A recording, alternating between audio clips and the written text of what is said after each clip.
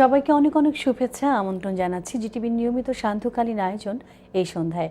পুরোটা সময় জুড়ে আপনাদের সাথে আছি আমি বন্যা। দর্শক, এবারের আয়োজন আইটি। বর্তমানে প্রযুক্তির বাজারে বেশ কিছু ব্র্যান্ডের ডিজিটাল ক্যামেরা কিনতে পাওয়া যায়। চাইলে কিনে নিয়ে ছবি তোলা শুরু করে দিতে পারেন। 16 মেগাপিক্সেল 5x জুম লেন্সের ক্যানন পাওয়ারশট A2300 ও A3400 ক্যামেরা পাচ্ছেন আপনি আপনার সামর্থ্যের ভেতরেই। 14.1 মেগাপিক্সেলের পাওয়ারশট A2200, 16 মেগাপিক্সেলের ক্যানন A2400 পাচ্ছেন আপনি যথাক্রমে আপনার ক্রয় ক্ষমতার ভেতরেই। প্রিয় দর্শক, আমাদের এবারের আয়োজন আলাপে আমন্ত্রণ। আলাপে আমন্ত্রণ আমাদের সঙ্গে আজকে উপস্থিত হয়েছেন দুজন অতিথি। আমাদের সঙ্গে রয়েছেন বাঁকুড় ফিনান্স সেক্রেটারি তানভীর ইব্রাহিম, আমাদের সঙ্গে আরও রয়েছেন বাঁকুড় ডিরেক্টর তানজিরুল বাশার। চলুন কথা বলি আমাদের আজকের আমন্ত্রিত দুজন অতিথির সঙ্গে। আশা করছি আপনারাও থাকছেন আমাদের সাথে। অনেক অনেক শুভেচ্ছা আপনাদের দুজনকে আমন্ত্রণ আমাদের অনুষ্ঠানে।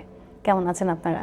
জি, ভালো আছি, ভালো আছি। গত দুদিন খুব ব্যস্ততার ভেতরে ছিলেন আপনারা, আমরা জানি যে বিপিওর বিশাল একটি সেমিনার হয়ে গেল। একটু ক্লিয়ারলি যদি জানতাম যে কি হলো এবং কেমন কাটলো আপনাদের এই দুদিন। আসলে আমরা গতবার যে বিপিও সামিট করেছিলাম সেটা ছিল আমাদের প্রথম বিপিও সামিট। এই 7 মাসের মধ্যেই আমরা সাকসেসফুল আরেকটা বিপিও সামিট শেষ করলাম। মানে 1 বছরও আপনাদের যেতে হয়নি? 1 বছরও যেতে হয়নি। আসলে এই 1 বছর ওয়েট করার মতো এই যে অস্থিরতা, হ্যাঁ, এইটা অস্থিরতা আমাদের ইন্ডাস্ট্রির মধ্যে, কারণ আমরা গ্রো করছি, আমাদের গভর্নমেন্টের মধ্যে, গভর্নমেন্ট আমাদেরকে সাপোর্ট দিচ্ছে। কারণ এই সামিটটা আসলে অর্গানাইজ করা হয় Bangladesh association of call centre and outsourcing and ICT division, আমরা জয়েন্টলি এটাকে আসলে অর্গানাইজ করি। তো ফার্স্ট টাইম হয়ে যাওয়ার পরে 7 মাসের মধ্যেই আসলে সেকেন্ড বিপিও সামিট হবে আমরাও আশা করিনি। তো আমরা খুবই খুশি যে আমরা গত দুদিন আরেকটি সাকসেসফুল সামিট শেষ করলাম। ওকে ভাইয়া, গত বছর অনেক সাকসেসফুল হয়েছে এবং সেটা আমরা ইতিমধ্যে গত বছরের কথা আমরা শুনেছি আপনাদের কাছ থেকে। 7 মাসের মাথায় ভাবলেন আরেকটি, তো এটার প্রিপারেশনটা কেমন ছিল এবং গত বছরের থেকে আসলে কতটুকু ডেভেলপ হয়েছে এবারের আপনাদের সাবমিট? ধন্যবাদ আপনাকে। গত বছর আমরা যে সামিটটি ডিসেম্বরে কন্ডাক্ট করেছিলাম, আমাদের চ্যালেঞ্জ অনেক বেশি ছিল, বিকজ প্রথমবারের মতো আমরা আসলে সামিটটি অর্গানাইজ করেছিলাম আর কি। যেটা তানভীর ভাই বলছিল যে আমরা আইসিটি মিনিস্ট্রির সাথে পার্টনারশিপে গত বছর যখন হোস্ট করি, আমাদের বাইরের থেকে প্রচুর গেস্ট এসেছিল অ্যাজ এ স্পিকার হিসেবে, তাদের এক্সপিরিয়েন্স শেয়ার করেছে। আমাদের ইউনিভার্সিটিতে আমরা প্রায় 15টা মতো ইউনিভার্সিটিতে পাবলিক এবং প্রাইভেট মিলে অ্যাক্টিভেশন করেছি, যেখানে বিকজ বিপিও ইন্ডাস্ট্রিটা হচ্ছে যে আপনার একটি আইটিসিএস ইন্ডাস্ট্রি বলি আমরা, আইটি এনেবল সার্ভিসেস।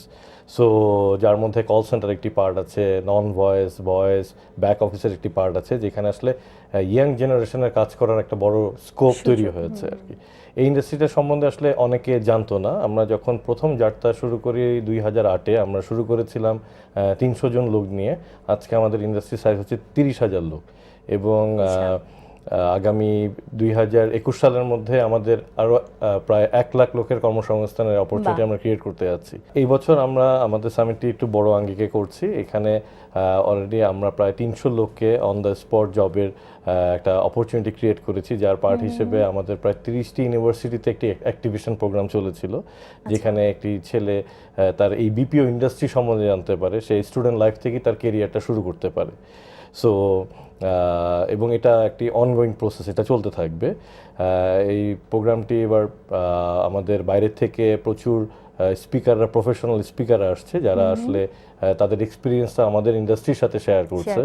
আমাদের প্রায় 9টির মতো সেমিনার আমরা করেছি এই ইভেন্টে, যেখানে ইন্ডাস্ট্রির বিভিন্ন ধরনের লিডার্সরা বা যারা কাজ করছে তাদের ইনভলভমেন্টটা ছিল। বাহ, মানে খুব সাকসেসফুল একটি কাজ আমার মনে হয় যে করেছেন। এবং একটু আগে যেটা বলছিলেন যে তরুণ প্রজন্মের একটি কর্মসংস্থা, এটা কিন্তু আমাদের দেশের বিশাল বড় একটি ঘাত রয়েছে এখানে, এবং প্রতি বছরই দেখা যায় অনেক অনেক স্টুডেন্ট পাশ করে বের হয়েছে, কিন্তু তাদের এই কর্মসংস্থানের খোঁজে তাদের আরও বেশ কিছু বছর চলে যায়। তো এই বিষয়টাকে আপনারা অনেক বেশি খেয়াল করছেন এবং এই বিষয়টার ভিতরে জোর দিচ্ছেন। কল সেন্টার একটি অনেক বড় একটা, এই মুহূর্তে একটা বড় একটি মাধ্যম কাজ করবার ক্ষেত্রে।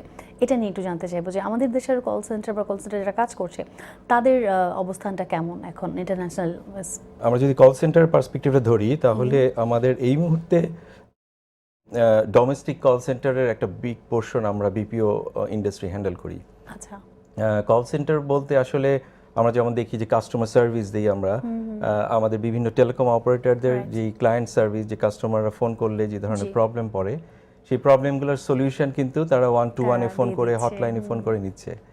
সো এই সার্ভিসগুলো টেলিকম অপারেটররা আমরা খুবই কৃতজ্ঞ টেলিকম ইন্ডাস্ট্রির প্রতি, কারণ টেলিকম ইন্ডাস্ট্রি সবার আগে বিপিও ইন্ডাস্ট্রিতে আউটসোর্সিং করা শুরু করে, এবং যা বিপিও ইন্ডাস্ট্রিকেও হেল্প করেছে, অ্যাট দ্য সেম টাইম অন্যান্য ইন্ডাস্ট্রিকেও এনকারেজ করছে আউটসোর্সিং করার জন্য। সো এখানে আমরা যে ধরনের সার্ভিসগুলো দিয়ে থাকি, যে customer service, at the same time টেলে সেলস, টেলে মার্কেটিং হয়। অনেক সময় আপনারা দেখবেন যে টেলিকম অপারেটর বা যে কোনো ক্লায়েন্টের কাছ থেকে আপনার কাছে ফোন কল আসছে, স্যার আপনাকে কি এই প্রোডাক্টটা আমি সেল করতে পারি কি না, বিভিন্ন ধরনের প্রোডাক্ট অফারিং নিয়ে। তো ওগুলো আমরা আসলে বলি টেলে মার্কেটিং অ্যান্ড টেলে সেলস। সো কল সেন্টারে ইনবাউন্ড কল আসছে, যেটা হচ্ছে কাস্টমার সার্ভিস দিচ্ছি, আউটবাউন্ড কল যাচ্ছে টেলে সেলস অ্যান্ড টেলে মার্কেটিংয়ের জন্য। সো আমরা এই ধরনের কাজগুলো কল সেন্টার থেকে করে থাকি এখন। আর তানজিল ভাই যেমন বললেন যে গত বছর আমরা 15টা ইউনিভার্সিটিতে গিয়েছি, এই বছর আমরা 30টা ইউনিভার্সিটিতে গিয়েছি। কারণ আসলে দেখা যায় কি, বিপিও অ্যাজ এ ইন্ডাস্ট্রি কিন্তু এখনো বিপিও নামটা মানুষের মধ্যে অতভাবে প্রচারিত হয়নি। তো আমাদেরকে যেটা করতে হয় যে স্টুডেন্টদেরকেও জানাতে হয় যে তোমরা একটা সম্ভাবনাময় একটা ইন্ডাস্ট্রি তোমাদের জন্য ওয়েট করছে, যেখানে অনেক জব অপরচুনিটি ক্রিয়েট হচ্ছে এবং সামনে আরও হবে। তো তারাও এনকারেজড হয়, ইন্ডাস্ট্রি সম্পর্কে জানে। আমাদের হেল্প খুব বেশি লাগে, যেমন বাবা মা, ফ্যামিলি, ফ্রেন্ডস সবাই কিন্তু ইনফ্লুয়েন্স করে একটা মানুষকে তার ক্যারিয়ার ডেভেলপমেন্টের জন্য, যে কি কোন লাইনে যাবে। বাবা মা তো জন্ম থেকে ইঞ্জিনিয়ার হবি না ডাক্তার হবি, কিছু গড়বাঁধা বিষয় আছে যেটাই আমাদের হতে সেই, হবে। হ্যাঁ। তো এখন তো আসলে ঠিক ওভাবেই সেই ক্ষেত্রে যদি আমরা বলি কল সেন্টারেও যে একটা জব হয় বা এটাও যে একটা সাবজেক্ট, এটা হয়তো বাবা মা কখনো চিন্তাও করতে পারেনি, এবং এখনো হয়তো অনেক বাবা মা আছে যে এই বিষয়টা একেবারেই পরিষ্কারভাবে তাদের জানার ভেতরে নেই। True, exactly. এবং জানলে খুব খুশি হবেন, এবং দর্শকরা জানলেও খুব খুশি হবেন যে আমাদের বিপিও ইন্ডাস্ট্রিতে এত বড় বড় বিপিও কোম্পানি আছে যেগুলো অনেক মাল্টিন্যাশনাল কোম্পানির চেয়ে অনেক বড়, অনেক টেলিকম অপারেটরের চেয়েও বড়। তার মানে এদের সম্ভাবনা অনেক বেশি, এবং অনেক রেভিনিউ জেনারেশনের সম্ভাবনা আছে, এমপ্লয়মেন্টের সম্ভাবনা আছে, টেকনোলজিক্যাল অ্যাডভান্সমেন্টের সম্ভাবনা আছে। আমরা ফিউচার টেকনোলজিকে নিয়ে আসছি। সো সব কিছু মিলিয়েই এই ইন্ডাস্ট্রিটা একটা ভাইব্রেন্ট ইন্ডাস্ট্রি। আচ্ছা, তার কাছে একটু জানবো যে একটু আগে আপনি বলছিলেন যে ইন্টারন্যাশনালি অনেকেই এসেছেন এই আপনাদের এই বিপিওর এসআইপি, একটু জানবো যে এই ধরনের আয়োজনগুলো ইন্টারন্যাশনালি কতটুক ফোকাস হয় বাংলাদেশের মতো একটি জায়গা থেকে? এত চমৎকার চমৎকার সব বিষয়গুলো নিয়ে আপনারা কাজ করেন, বা আমরা সবাই বিভিন্ন বিষয় নিয়ে কাজ করি, কিন্তু ইন্টারন্যাশনালি এগুলো আসলে কতটুকু প্রাধান্য পায়? গত বছরের এক্সপিরিয়েন্স যদি আমি আপনাকে বলি, বা ইভেন এই বছর আমরা যেভাবে বিপিও সামিটটি কমিউনিকেট করলাম আর কি, আমাদের মেজর একটি কমিউনিকেশন হচ্ছে ওয়েবসাইটের মাধ্যমে। সো যেখানে আসলে লোকজন রেজিস্ট্রেশন করতে এসেছে, হ্যাঁ, bposummit.org.bd এই ওয়েবসাইটটাতে আমরা প্রায় মোর দেন গত দুদিনে প্রায় 10,000-এর উপরে লোকজন হিট করেছে সারা পৃথিবী থেকে। আমরা ক্যালকুলেট প্রোগ্রামটা শেষে হয়তো আমরা ক্যালকুলেট করে দেখতে পারবো যে হয়তো অ্যাটলিস্ট প্রায় 20 থেকে 30টা দেশ থেকে আসলে লোকজন এই ওয়েবসাইটটি ভিজিট করেছে। অনেকে অনলাইনে রেজিস্ট্রেশন করছে আসার জন্য, অনেকে অনেক ধরনের ইমেল পাঠাচ্ছে, তাদের এখানকার ইনফরমেশনগুলো কালেক্ট করছে। আরেকটি বড় ব্যাপার হচ্ছে যে এটা যে শুধু বাংলাদেশেই প্রচার হচ্ছে তা না, এটা একটা ইন্টারন্যাশনাল ম্যাগাজিন, এটা নিয়ে লেখা হচ্ছে, এটা নিয়ে কথা বলা হচ্ছে, যেটা আসলে গত 1 বছর আগের থেকেও আসলে এই বিপিও ইন্ডাস্ট্রি সম্বন্ধে আসলে কেউ জানতো না। আমি একটু বাইরের বিশ্বের একটা এক্সাম্পল দিতে যাচ্ছি, যেমন ইন্ডিয়াতে এই ইন্ডাস্ট্রিটার সাইজ হচ্ছে $107 বিলিয়ন আইটি এবং বিপিও মিলে। হ্যাঁ, ফিলিপিনে হচ্ছে যে আপনার শুধু কল সেন্টারে আছে $16 বিলিয়ন, যেখানে বাংলাদেশ এখন প্রায় $180 মিলিয়ন একটি মার্কেট সাইজ অলরেডি হয়েছে, যদিও আমরা অনেক পিছিয়ে আছি, বাট আমাদের গ্রোথ রেটটা অনেক ফাস্টার, মানে কম্পারেটিভলি ওরা যখন আজ থেকে প্রায় 20-25 বছর আগে শুরু করেছিল, হ্যাঁ, যেখানে হয়তো আমাদের বয়সই হচ্ছে প্রায় আজকে 8 বছর, হ্যাঁ, সো বাট আমাদের গ্রোথ রেটটা অনেক ফাস্টার। আর কম্পিটিটিভ অ্যাডভান্টেজ আমাদের বাংলাদেশে অনেক আছে দুইটা কারণে। একটা হচ্ছে যে আমাদের ইয়াং পপুলেশন হচ্ছে আপনার 50%-এর বেশি ছেলে মেয়ে, এভরি ইয়ার আমরা প্রায় 2.5 থেকে 3 লাখ গ্র্যাজুয়েট পাচ্ছি বিভিন্ন সেক্টরে, যাদেরকে আসলে ইউটিলাইজ করে ইন্ডাস্ট্রিটা গ্রো আপ করে যে কোনো দেশের জন্য। সো তানভীর ভাই যেটা বলছিল যে ফ্যামিলি সাপোর্টটা খুব দরকার, যে একটা ছেলে যখন গ্র্যাজুয়েট করে বা সে ইভেন পড়াশোনা করছে, সে তখন থেকেই কিন্তু চাকরি করতে পারে, হ্যাঁ, বা এরকম একটা ইন্ডাস্ট্রিতে ঢুকতে পারে। শুধু কল সেন্টার না, এটা আমরা কল সেন্টারটাকে ভয়েস বলি, আমাদের নন ভয়েস জব আছে, সে ডাটা প্রসেসিং, সেই ইমেজ নিয়ে, স্ক্যানিং নিয়ে, হ্যাঁ, লাইভ চ্যাট, হ্যাঁ, যে সার্ভিসটা আছে, হ্যাঁ, সো সেগুলোরও সাপোর্ট কিন্তু এখান থেকে দিচ্ছে। সো এবং এতে যেটা হচ্ছে যে তার একটা soft skill career build up হয়ে যায়, এবং সে যখন গ্র্যাজুয়েট করে সে এটাকেই কিন্তু প্রফেশন হিসেবে ইউটিলাইজ করতে পারে, হ্যাঁ। সো ওই স্কোপটা অনেক বেশি, এবং আমরা হয়তো কদিন পরে বলা হবে যে সে একজন বিপিই, বিজনেস প্রসেস এক্সিকিউটিভ, হ্যাঁ। সো এই টার্মগুলো আমরা এস্টাবলিশ করার চেষ্টা করছি। আমরা আরো শুনবো আপনাদের কাছ থেকে এই বিষয়ে একটু পরিষ্কারভাবে বিরতি থেকে ফিরে এসে।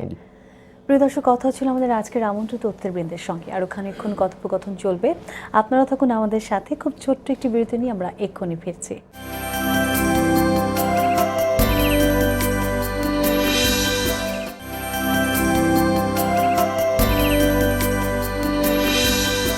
বিরতির পর সবাইকে আরও একবার আমন্ত্রণ এই সন্ধ্যায়। আপনাদের সাথে আছি আমি বন্যা, আমার সাথে আছে আমাদের আজকের অতিথিবৃন্দ। চলুন ফিরে যাই তাদের কাছে। আরও একবার আমন্ত্রণ আপনাদের দুজনকে। আমরা খুব সুন্দর একটি বিষয় নিয়ে কথা বলছিলাম। আসলে আমার মনে হচ্ছিল যে যারা তরুণ প্রজন্ম তাদের অনেকেই আজকের এই আয়োজন দেখছে, এবং তাদের ভেতরেও কিন্তু বিপিওর এই জায়গাটা, এই ইন্ডাস্ট্রিতে আসবার একটি স্বপ্ন আজকে থেকেও তৈরি হয়ে গেল হয়তো। ভাইয়া, কথা বলছিলাম যে এই ধরনের আয়োজনগুলো ইন্টারন্যাশনালি কিভাবে আসলে ফোকাস হয়, একটু জানবো যে ইন্টারন্যাশনালি হয়তো ফোকাস হয়েছে অনেক ভালোভাবে, কিন্তু আমাদের দেশে এরকম একটা আয়োজন করবার ক্ষেত্রে বা আপনাদের এই ইন্ডাস্ট্রিকে আরও ডেভেলপ করবার ক্ষেত্রে সরকার থেকে আপনারা কী ধরনের সহযোগিতা পাচ্ছেন বা তাদের সাপোর্টটা কেমন থাকে? প্রত্যেকটা ইন্ডাস্ট্রি ডেভেলপমেন্টের ক্ষেত্রে গভর্নমেন্টের কন্ট্রিবিউশন আসলে বলতে হবে প্রাইমারিলি সবচেয়ে বেশি, কারণ একটা ইন্ডাস্ট্রি গ্রোথের জন্য যেই পজিটিভ পলিসি মেকিংগুলো দরকার, যে এনভায়রনমেন্ট ক্রিয়েশনটা দরকার, সেটা গভর্নমেন্টই করে থাকে। সো আমাদের এই ইন্ডাস্ট্রিকে সাপোর্ট দেওয়ার জন্য আমাদেরকে প্যাট্রোনাইজ করছে আইসিডি ডিভিশন, খুবই ওতপ্রোতভাবে জড়িত, টেলিকম মিনিস্ট্রিও আছে। তো এই ক্ষেত্রে আমরা খুবই সাপোর্ট পাচ্ছি। ইনফ্যাক্ট বলতে গেলে আমাদের ট্যাক্স ভ্যাটের ইস্যুতে ওনারা আমাদেরকে প্রতিনিয়তই হেল্প করছেন, কিভাবে ভ্যাটটাকে ট্রাঙ্কেটেড রেটে নিয়ে আসা যায়, কিভাবে ট্যাক্সকে এক্সেমশন দেওয়া যায়। আমরা অলরেডি অ্যাজ এ আইটিইএস ইন্ডাস্ট্রির আন্ডারে এই বিপিও সেগমেন্টটা পড়ায় আমরা আগামী 2024 পর্যন্ত ট্যাক্স এক্সামশন সুবিধা পাচ্ছি। সো এটা শুধু দেশের জন্য না, এটা বিদেশের জন্য এই নিউজটা জানা খুব জরুরি, কারণ অনেক বিদেশি ইনভেস্টররা বাংলাদেশে আসবে, তারা ইনভেস্ট করবে, তারা জেনে খুশি হবে যে এখানে ট্যাক্স এক্সামশন আছে। অ্যাট দ্য সেম টাইম আমরা ভ্যাটের ক্ষেত্রেও লোকালি যে ডোমেস্টিক বিজনেসগুলো আমরা করছি সেখানেও আমরা ট্রাঙ্কেটেড রেটের একটা সুবিধা এখন পাচ্ছি। সো সব মিলিয়ে গভর্নমেন্টের একটা পজিটিভ ইমপ্রেশন আমাদের প্রতি। আমরাও খুব রাত দিন খেটে চেষ্টা করছি ইন্ডাস্ট্রিটাকে স্ট্রং করার জন্য ডে বাই ডে। তো জয়েন্ট এফোর্টেই, পাবলিক অ্যান্ড প্রাইভেট এফোর্টেই এগিয়ে যাচ্ছে আসলে ইন্ডাস্ট্রিটা।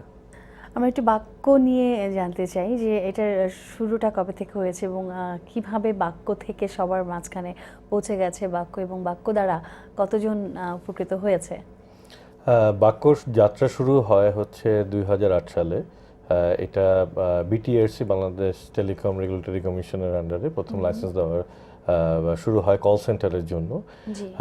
দেন আমি যেটা বলছিলাম যে আমরা শুরু করেছিলাম হচ্ছে 300 ছেলে মেয়েদেরকে দিয়ে, আজকে প্রায় 30,000 ছেলে মেয়ে ইন্ডাস্ট্রিটার সাথে জড়িত। Bangladesh association of call centre and outsourcing আমরা 2008-এ আসলে যাত্রা শুরু করি এবং বাংলাদেশে প্রথম বিটিআরসির মাধ্যমে আসলে আমাদের লাইসেন্সিংগুলো শুরু হয়, কল সেন্টার লাইসেন্সিংগুলো দেওয়া শুরু করে। সেখান থেকে এখন পর্যন্ত প্রায় 88 কোম্পানি আসলে বাক্যর মেম্বার। অলরেডি আমরা ইন্ডাস্ট্রির সাথে আজকে প্রায় 8 বছর ধরে কাজ করছি এবং এটা গ্রো করছে গ্র্যাজুয়ালি। এবং এটার সাথে যেটা বলছিলাম যে 30,000 ছেলেমেয়ে অলরেডি এটার সাথে জড়িত এবং আমাদের আরও 1 লাখ ছেলেমেয়ের কর্মসংস্থানের সুযোগ তৈরি হতে যাচ্ছে আগামী 4 বছরের মধ্যে, 2021 সালের মধ্যে। বাহ, চমৎকার। একটি প্রথম থেকে আসতে চাই, যেটা বলছিলেন যে বিভিন্ন ইউনিভার্সিটি থেকে আপনারা অলরেডি অসংখ্য স্টুডেন্টকে জয়েন করেছে এখানে। জানবো যারা এখনো করেনি আসলে কিভাবে আপনারা তাদেরকে এখানে সম্পৃক্ত করছেন এবং তাদের মাঝখানে কি করে পৌঁছে যাচ্ছে, যে তাদের জন্য অপেক্ষা করছে বিশাল একটি ইন্ডাস্ট্রি এবং তাদের হয়তো এখানে থেকেই তাদের একটি ভবিষ্যতের একটি জায়গা হতে পারে। এই বিষয়টা তাদের ভিতরে আসলে কিভাবে যাচ্ছে? এটা কি আপনারা বিভিন্ন ইউনিভার্সিটিতে গিয়ে আপনারা কাজ করছেন নাকি আপনাদের সঙ্গে আসলে কোনোভাবে লিঙ্ক আপ আছে? আমরা তো চেষ্টা করছি যখন সামিটগুলো হচ্ছে, সামিটের আগে এবং পরে আমরা অ্যাক্টিভেশন ক্যাম্পেইন বলি, ইউনিভার্সিটি অ্যাক্টিভেশন ক্যাম্পেইন। সেখানে গিয়ে আমরা ইন্ডাস্ট্রি সম্পর্কে আলোচনা করি, সেখানে ক্যারিয়ার গ্রোথ সম্পর্কে আলোচনা করি, কিভাবে একটা স্টুডেন্ট অ্যাপ্লাই করতে পারবে। আমাদের যে 88 মেম্বার আছে তারা তো কনস্ট্যান্টলি তাদের যে রিক্রুটমেন্ট প্রসেস সেটার জন্য রিক্রুটমেন্ট অ্যাডভার্টাইজমেন্ট দিচ্ছে। আবার এই ক্যাম্পেইনগুলো থেকে আমরা হিউজ ডেটা কালেকশন করতে পারছি। তারপর ঢাকার বাইরে যারা আছে তাদের ক্ষেত্রে বা ঢাকার বাইরে বা পুরো বাংলাদেশ জুড়ে কি আপনাদের অ্যাক্টিভেশন চলছে? আমাদের যেমন যদি ধরেন হ্যাঁ পুরো বাংলাদেশ ধরেই চলছে। আমরা ডিস্ট্রিক্ট ওয়াইজ ইউনিভার্সিটি সিলেক্ট করে করে সেখানেও ক্যাম্পেইন করেছি। আমাদের রিক্রুটমেন্ট যেমন আমাদের মেম্বারদের মধ্যে 6টা কোম্পানি আছে যারা আসলে ঢাকার বাইরে, তারা কেউ চিটাগাংয়ে আছে, রাজশাহীতে আছে, সিলেটে আছে। সো তারা তো রিজিওনালি রিক্রুট করছে। আবার কিছু কিছু কোম্পানি আছে যারা ঢাকা বেসড কিন্তু তাদের অপারেশন আছে ন্যাশন ওয়াইড, তারা ন্যাশন ওয়াইড রিক্রুট করছে। আসলে এটা বলছিলেন যে বিভিন্ন ইউনিভার্সিটি আপনারা সিলেক্ট করে কাজ করছেন। সো ভার্সিটি সিলেক্ট করবার ক্ষেত্রে আসলে কোন কোন বিষয়গুলো আপনাদের লক্ষ্য, কারণ এক একটা ভার্সিটি অনুযায়ী কিন্তু সেখানকার স্টুডেন্টগুলোও থাকবে আমরা জানি। তো সেই হিসাবে আপনাদের কোনো বাধ্যবাধকতা আছে বা কোনো বিষয়ে হয়তো আপনারা রেখেছেন যে এ ধরনের ভার্সিটি আমরা নিচ্ছি না, এ ধরনের স্টুডেন্ট আমরা নিচ্ছি না, তেমন কোনো বাইন্ডিংস কি আছে? আমাদের আসলে কোনো বাইন্ডিংস নেই। আমাদের কাজের পরিধি এত বড়, আসলে সেখানে কোনো বাইন্ডিংস নেই। কারণ আমরা যদি যেমন ধরি, আমরা একটা যদি জেনারেল ব্যাকগ্রাউন্ড থেকে গ্র্যাজুয়েটরা আসে সেও যেমন কাজ করতে পারবে, আবার স্পেশালিস্ট ব্যাকগ্রাউন্ডের ছেলেরাও কাজ করতে পারবে। কারণ আমরা এখানে আইটি ব্যাকগ্রাউন্ডের যারা আছে তারা আইটি বেসড কাজগুলো করবে। তারা আমরা কিন্তু আইটি বেসড সার্ভিসও ক্লায়েন্টদেরকে প্রোভাইড করি, আমরা রিমোট আইটি সার্ভিসেসও দেই। তো সেভাবে একজন ইঞ্জিনিয়ার, ইভেন ফার্মাসিস্ট, আমরা কিছু কিছু ব্যাকগ্রাউন্ড হতে পারে, যে কোনো ব্যাকগ্রাউন্ড হতে পারে। ইভেন আমাদের মেম্বার কোম্পানির মধ্যে এমন কোম্পানি আছে যারা মেডিকেল সার্ভিসেস দেয় within the country, even outside the country. তারা এখানে ফার্মাসিস্ট, তারা ডক্টর অ্যাপয়েন্ট করছে সেই সার্ভিসগুলোকে পৌঁছে দেওয়ার জন্য বাইরের দেশে। চমৎকার। আমরা শেষ প্রান্তে চলে এসেছি আপনার কাছে। লাস্টে জানতে চাচ্ছি যে এই ইন্ডাস্ট্রিকে নিয়ে আপনাদের আরও অনেক বড় পরিকল্পনা ডেফিনেটলি আছে, সেই পরিকল্পনাগুলো যদি একটু করে আমাদের জানাতেন। একটা বড় পরিকল্পনা হচ্ছে যে আমাদের ভিশনটা হচ্ছে যে 2021-এর মধ্যে আসলে ইন্ডাস্ট্রিটা একটা গ্লোবাল ম্যাপের মধ্যে এস্টাবলিশ করা, বাংলাদেশ যে একটা বিপিও ডেস্টিনেশন অন্যান্য দেশগুলোর জন্য ইন টার্মস অফ আমরা প্রাইস বেনিফিট দিতে পারছি, আমাদের এখানে ট্যালেন্ট পুল আছে, আমাদের এখানে ইয়াং পপুলেশন আছে।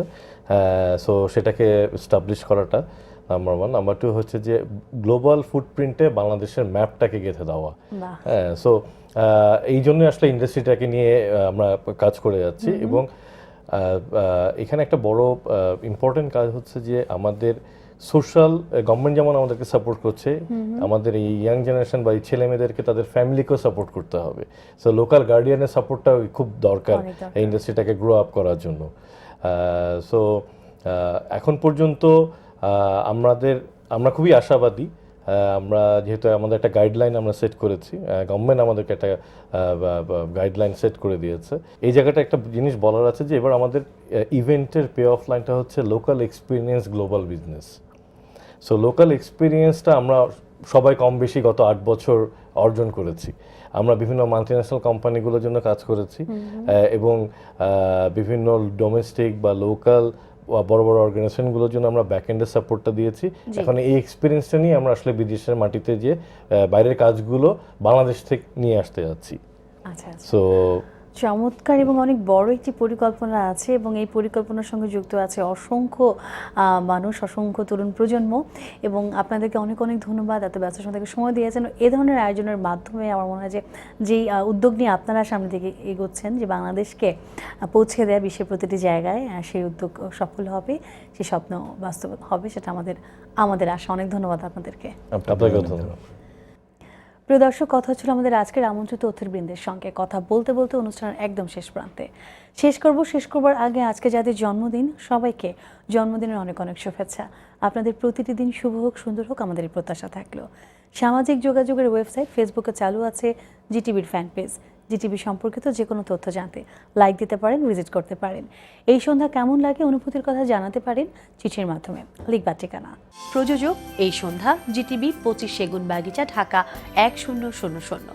ফোন 8391 021 থেকে 25 পর্যন্ত। ইমেল করবার ঠিকানা এই সন্ধ্যা@gazitv.com। আজকের মতো এখানে বিদায়। আগামী পর্বে আবার ফিরে আসবো, সঙ্গে থাকবে আপনাদের পছন্দেরই কোনো অতিথি।